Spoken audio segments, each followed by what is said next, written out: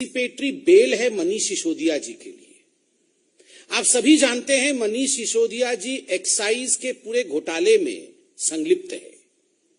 किस प्रकार से जिन लोगों को टेंडर नहीं देना चाहिए, जिन शराब माफियों को मैन्युफैक्चरिंग रिटेल में नहीं आ सकते हैं, उन मैन्युफैक्चरर्स को, उन शराब माफिया को जिस प्रकार से अरविंद केजरीवाल जी के कहने पर मनीष सिसोदिया जी ने शराब के ठेके बांटे रेवड़ी की तरह दिल्ली में, एलजी के विषय को ताक में रखकर जिस प्रकार से यहां शराब के ठेके खोले गए, ब्लैक लिस्टेड कंपनियों को भी ठेके दिए गए और अपने दोस्तों को अरविंद केजरीवाल और मनीष सिसोदिया ने उनके साथ जो याराना निभाया, 144 करोड़ रुपया उनका माफ करके, आप सोचिए दोस्ती भी किससे? शराब माफियों से। जो शराब के माफिया हैं उनके साथ दोस्ती निभाते हुए जनता की गाढ़ी कमाई से 144 करोड़ रुपया इसका माफी, इसको जो है एक तरह से जनता से लेकर के इन माफिया के हाथ में देना, यह याराना केजरीवाल जी, उनकी सरकार और मनीष सिसोदिया ने किया है। कैबिनेट में ये सारा कुछ पहले पास कराया, उसके बाद उसे खारिज किया, क्योंकि उन्हें पता था कि उनसे गलती हुई है। आज अरविंद केजरीवाल जी और मनीष सिसोदिया जी भली भांति जानते हैं कि जो हश्र सत्येंद्र जैन जी का हुआ है वही हश्र मनीष सिसोदिया जी का होने वाला है, क्योंकि कानूनी रूप से वो गलत है, ये भली भांति रूप से अरविंद केजरीवाल और मनीष सिसोदिया जानते हैं। तो इसलिए इन्होंने निर्णय लिया है कि चलो हंगामा बरपाए, आगे चलकर सच्चाई सामने आएगी। यह पूरा विषय कानून का है, कानून से भी आम आदमी पार्टी को संरक्षण नहीं मिलने वाला है। इसलिए फ्रीबी करके, इस पर रोज प्रेस कॉन्फ्रेंस करके मोदी जी की सरकार के ऊपर हमला बोल करके कहीं न कहीं मनीष सिसोदिया जी के एंटीसिपेटरी बेल के लिए ये एप्लीकेशन चल रहा है। जब मनीष सिसोदिया पे गाज गिरेगा तो बताएंगे देखो हमने तो अटैक किया था, इसलिए हमें इस प्रकार से भुगतना पड़ रहा है, क्योंकि हमने प्रेस कॉन्फ्रेंस किए थे, इसलिए मनीष सिसोदिया जी के ऊपर ज्यादती हो रही है।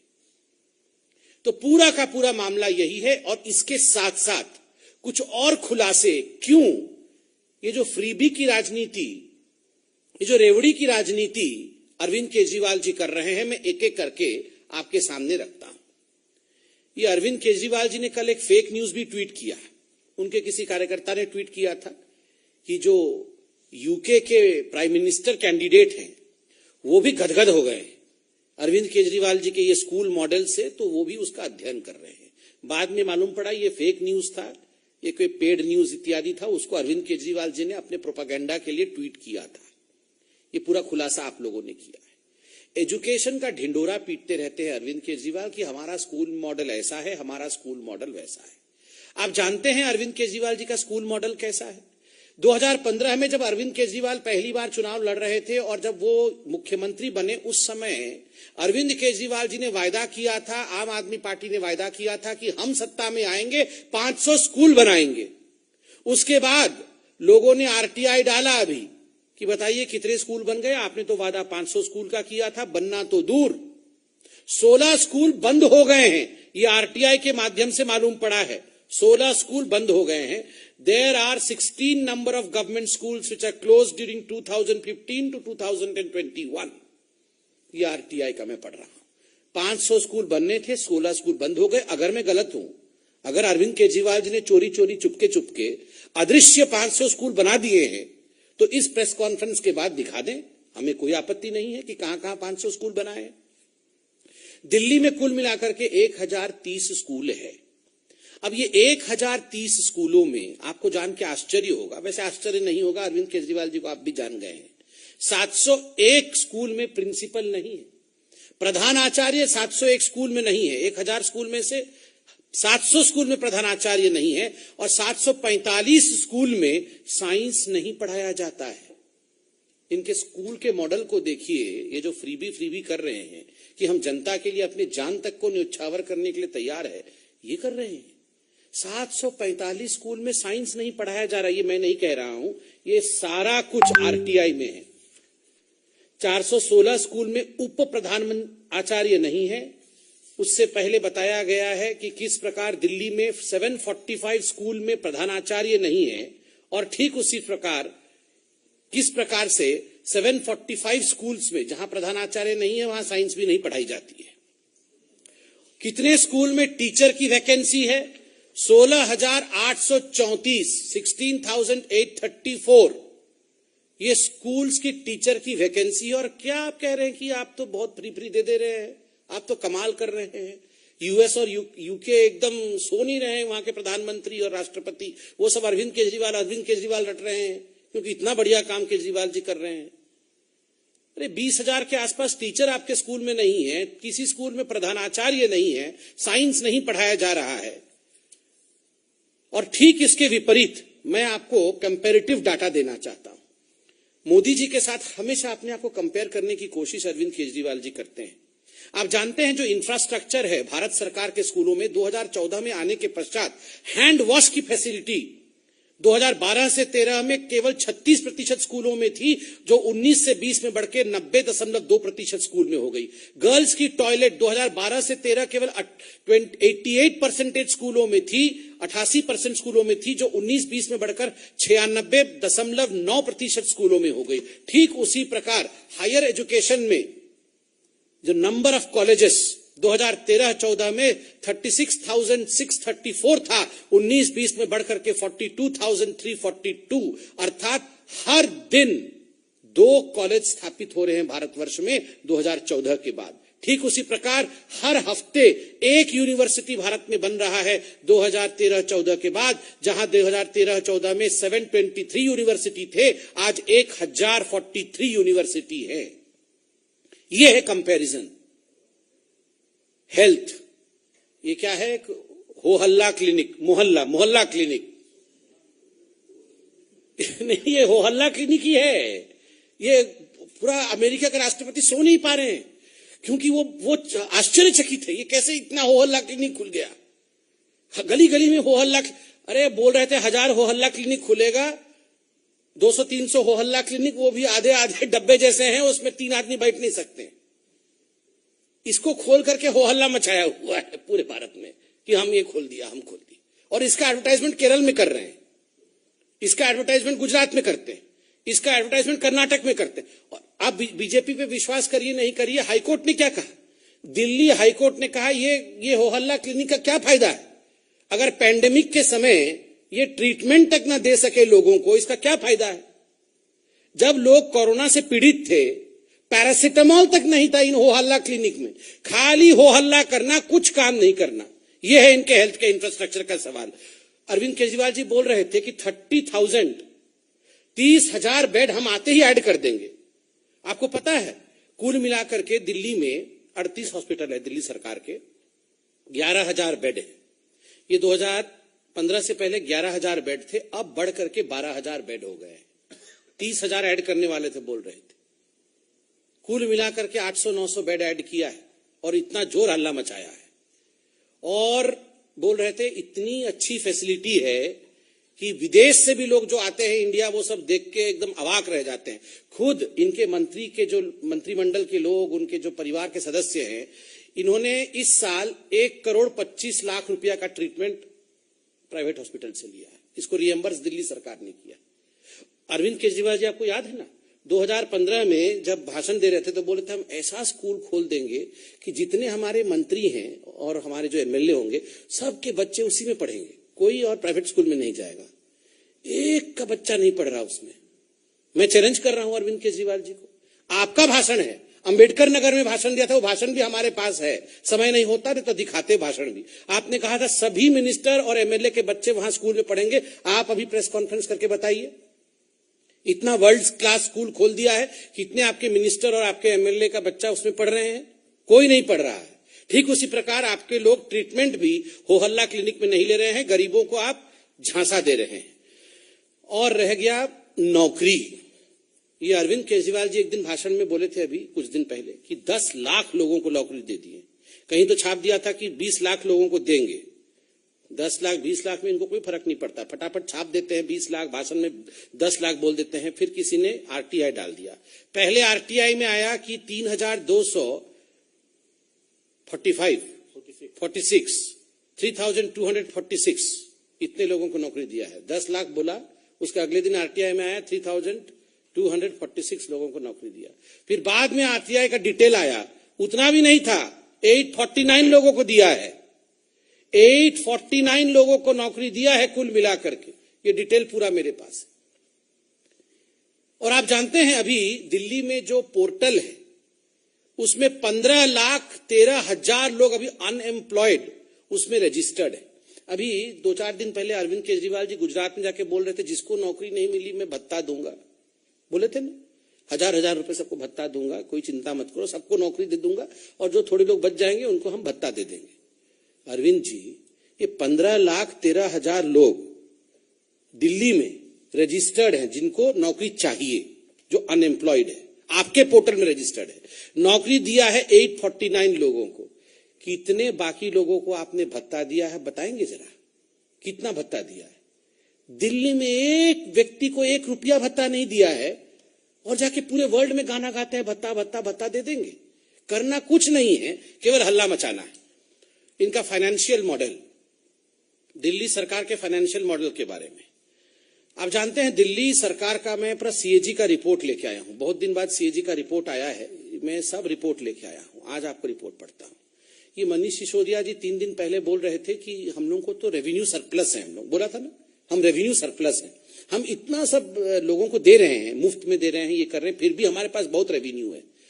ये सीएजी ने पोल पट्टी सब खोल दी है। सीएजी क्या कहती है? सीएजी कहती है the revenue surplus of Delhi government in 2019-20 was 7,499 crore, indicating that the revenue receipts of the government were sufficient to meet the revenue expenditure.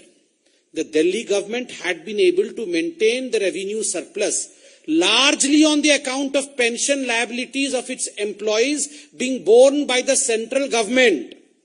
In addition, expenditure of Delhi police is also borne by the Ministry of Home Affairs, Government of India. कि ये जो surplus बता रहे हैं 7,499 करोड़ का, वो surplus इसलिए है क्योंकि पैसा सेंट्रल गवर्नमेंट दे रही है। और फिर सोचिए पोल पट्टी क्या खोलती है CAG. The Delhi government's debt increased by nearly 7% in the 4-year period up to 2019-20। जब से केजरीवाल जी बने 2015 में सीएम और 20 तक 4-5 साल में 7% कर्ज बढ़ गया दिल्ली का। The debt increased by 2,268.93 crore from 32,497 crore at the beginning of 2015-16 to 34,766 crore at the end of 2019-20। मतलब लगभग 3,000 करोड़ रुपया का कर्ज अरविंद केजरीवाल के ऊपर है। सेंटर से पैसा लेके ये रेवड़ी बांटने का काम करने का जो अपने ऊपर ये महिमा मंडन अपना कर रहे हैं, इसका पूरा का पूरा चिट्ठा जो है सीएजी ने खोला है। उसके बाद और देखिए सीएजी क्या कहती है। सीएजी कहती है कि the development fund lapsed due to non usage during 2015-16 to 2019-20 49,700 crore ये फंड लैप्स हो गया। ये डेवलपमेंट का फंड आया था, केजरीवाल जी डेवलपमेंट फंड इस्तेमाल नहीं किए इसलिए वो लैप्स हो गया। 39 schemes are only on paper, no money spent on 39 schemes.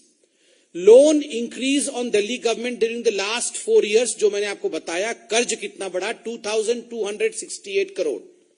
Houses built for poor, जो गरीब कल्याण घर जो देना है, प्रधानमंत्री आवास योजना इत्यादि के बंद, 93% houses unallotted. Houses built for the poor before 2011 but not yet allotted lying vacant resulting in deterioration. घर बना हुआ है मगर वो अलॉटमेंट नहीं हो पा रहा है, घर खराब हो रहे हैं। मगर हमारे से पहले भी जो योजना थे, जो घर बने थे गरीबों के लिए, वो भी अलॉट नहीं कर पाए हैं केजरीवाल जी अभी तक। Number of account of 100+ crore आप देखिए। स्पेंट ऑन एड्स 100 करोड़ से अधिक एड में स्पेंड की है। 70 lakh spent on ads to blame central government. 70 lakh केवल जो एड है वो ब्लेम करने के लिए स्पेंड किया गया है, मगर इसका हिसाब दे नहीं पा रहे हैं। 85% एड्स आउटसाइड ऑफ दिल्ली, 85% जो एड है 33.4 करोड़ रुपया ये दिल्ली से बाहर खर्च किया गया है, दिल्ली में खर्च नहीं किया गया है। ठीक उसी प्रकार 94% of fund unutilised for the labour welfare scheme, जो लेबर वेलफेयर स्कीम के लिए पैसा आया था उसमें 94% उसका इस्तेमाल नहीं हो पाया। डीटीसी में एक बस नहीं खरीदा गया है और 5,280 करोड़ का नुकसान है।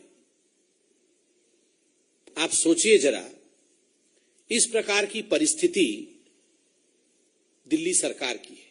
और सबसे बड़ी बात जो अभी मैं बताने वाला हूं, आप सबको याद होगा, जब शीला दीक्षित थी तो खैर अरविंद केजरीवाल जी एक बैग लेके चलते थे, बोलते थे इस बैग के अंदर शीला दीक्षित की सारे जो काले कारनामे हैं वो भर्ती हैं, जैसे ही मैं आऊंगा उनको जेल में डाल दूंगा। क्यों? क्योंकि शीला दीक्षित जी ने जो बिजली कंपनी है उसको 300 करोड़ रुपया का सब्सिडी दिया है। आप जानते हैं अरविंद केजरीवाल जी ने बिजली कंपनियों को इस साल कितने का सब्सिडी दिया है?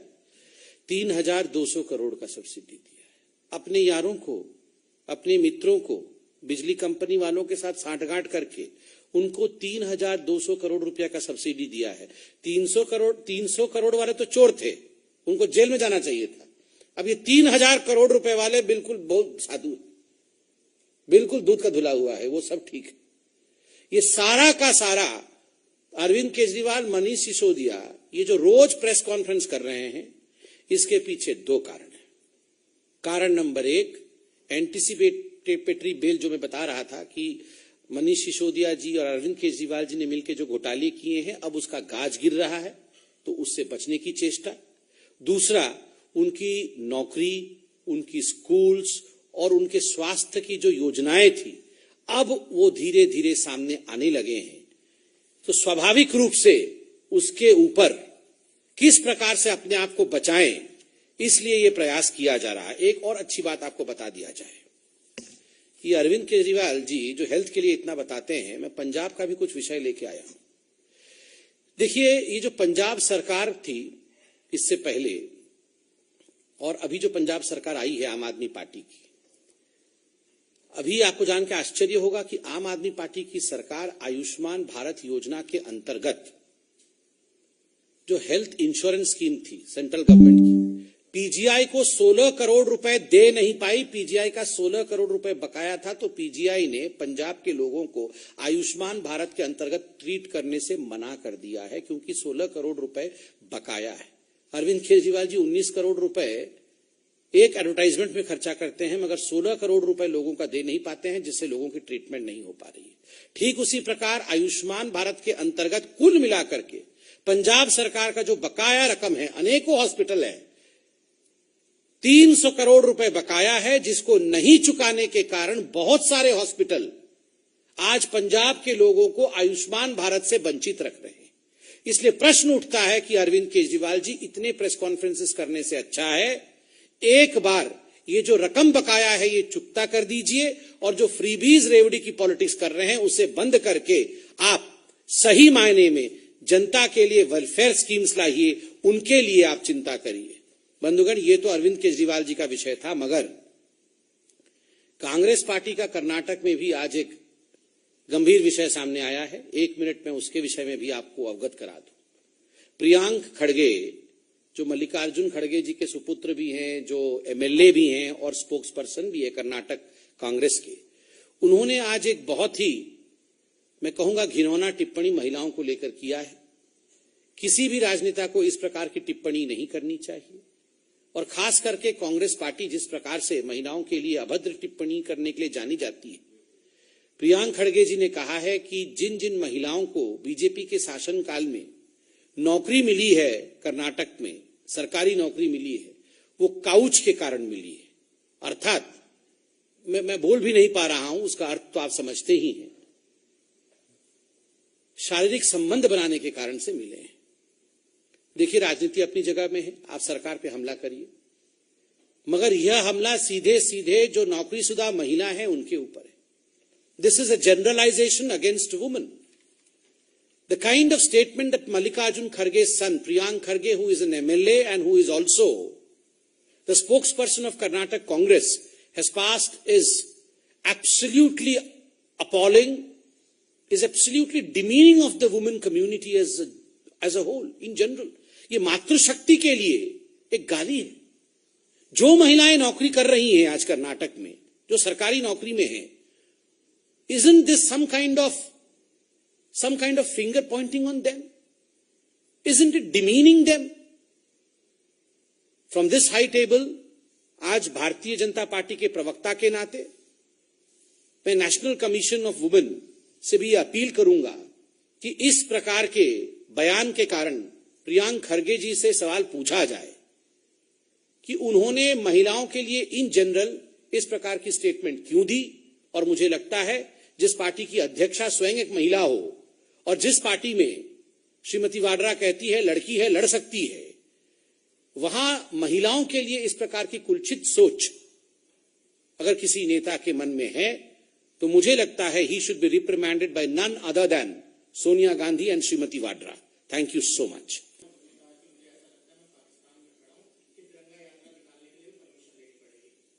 देखिए, हम सब ने कल टीवी के माध्यम से, मीडिया के माध्यम से देखा कि किस प्रकार तिरंगा यात्रा जो देश के हर कोने में, हर स्थान में निकल रहा है. जब बंगाल में हमारे एलओपी, लीडर ऑफ अपोजिशन, जिन्होंने ममता जी को हराया भी है, शुभेंदु अधिकारी जी निकाल रहे थे, उन्हें रोक दिया गया, उन्हें तिरंगा यात्रा निकालने नहीं दिया गया.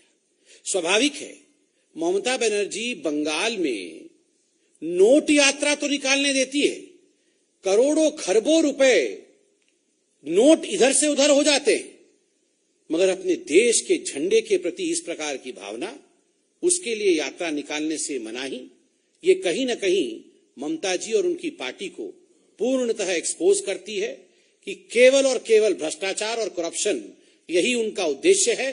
दे are far away from patriotism and nationalism.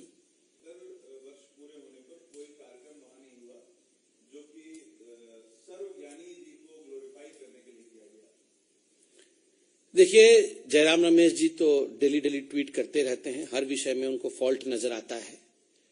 Jairam Ramesh ji, हर घर तिरंगा अभियान, यह आजादी के अमृत महोत्सव के अंतर्गत यह अपील माननीय प्रधानमंत्री जी ने हर भारतीय से किया है. जयराम जी, आप अपने घर में झंडा फहराइए, ये राजनीति का विषय नहीं है. हम तो आशा करते हैं, आज हमने देखा कि हमारे अध्यक्ष आदरणीय जेपी नड्डा जी ने अपने घर में झंडा फहराया, अमित शाह जी ने अपने घर में झंडा फहराया, तमाम हमारे नेता सबने अपने घरों पर झंडा फहराया है. मुझे लगता है सोनिया जी, राहुल जी और श्रीमती वाड्रा ने भी फहराया होगा. ये फोटो डालें जयराम रमेश जी, वो इतना ट्वीट करते हैं, सुबह से शाम तक कम से कम 40-50 ट्वीट करते हैं, ये भी डालें, अच्छी बात है. वैक्सीन का फोटो तो नहीं डाला था, छुपा के रख दिया था. मुझे लगता है कम से कम तिरंगे का फोटो डालेंगे. अमित, थैंक्स.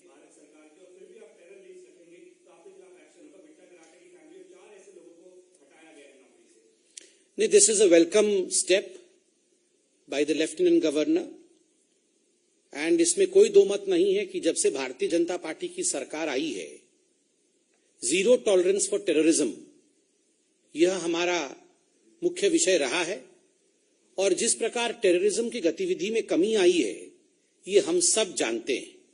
मुझे लगता है कि कुछ विषय ऐसे होते हैं जिनमें राजनीति नहीं होनी चाहिए, और आतंकवाद का विषय भी ठीक ऐसा ही विषय है जिसमें देश को एकजुट होकर किस प्रकार से आतंकवाद को मूल से समाप्त किया जाए, हम सबको उसी दिशा में बढ़ना चाहिए.